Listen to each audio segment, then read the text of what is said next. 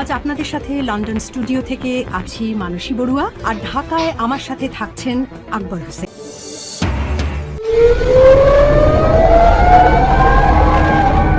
ইরানের রাজধানী তেহরান সহ দেশটির বহু শহরে শনিবার সকাল থেকে আকস্মিক মুহুর্মুহু হামলা শুরু করেছে ইসরায়েল ও যুক্তরাষ্ট্র।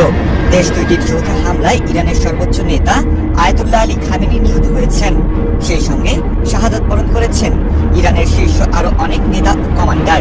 এমন পরিস্থিতির মধ্যে চাঞ্চল্যকর রিপোর্ট প্রকাশ করেছে প্রভাবশালী মার্কিন সংবাদ মাধ্যম দ্য ওয়াশিংটন পোস্ট এবং বার্তা সংস্থা রয়টার্স। প্রতিবেদনে বলা হয়েছে, ইরানে হামলা শুরুর নেপথ্যে রয়েছে ইসরায়েল ও সৌদি আরব। দেশ দুইটির চাপেই ইরানে হামলা শুরু হয়েছে বলে রিপোর্টে বলা হয়েছে।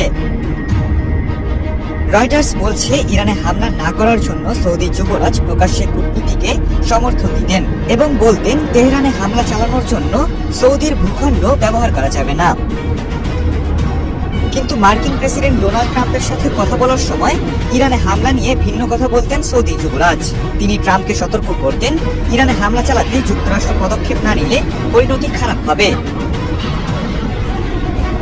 দুইটি সূত্র রয়টার্সকে জানিয়েছে, ইরানে হামলা শুরুর কিছুক্ষণ আগে খামেনির নিরাপদ একটি স্থানে তার দুই সিনিয়র উপদেষ্টা আলী লারিজানি এবং আলী শামখানির সঙ্গে বৈঠক করছিলেন।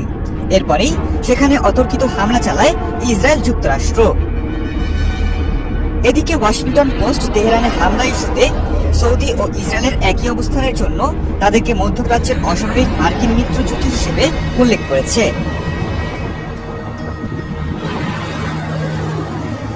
রিপোর্টে বলেছে, দেশ দুইটির এই যৌথ প্রচেষ্টা ট্রাম্পকে ইরানের সর্বোচ্চ নেতা খামেনিকে ক্ষমতা থেকে উৎখাতের জন্য অভিযান চালাতে উদ্বুদ্ধ করেছে।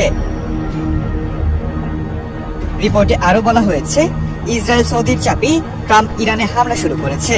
ইরানে হামলা শুরু করার জন্য ট্রাম্পের সঙ্গে একাধিকবার কথা বলেছেন সৌদি যুবরাজ, অথচ প্রকাশ্যে তিনি ভিন্ন কথা বলতেন। যুবরাজ সালমান ইরানের প্রেসিডেন্ট মাসুদ পেজেশকিয়ানকে বলেছিলেন, তেহরানে হামলার জন্য সৌদি আরব তার আকাশসীমা বা ভূখণ্ড ব্যবহার করতে দেবে না। অন্যদিকে মার্কিন কর্মকর্তাদের যুবরাজ বলতেন, মধ্যপ্রাচ্যে ওয়াশিংটন যদি তাদের উল্লেখযোগ্য সামরিক শক্তি ব্যবহার না করে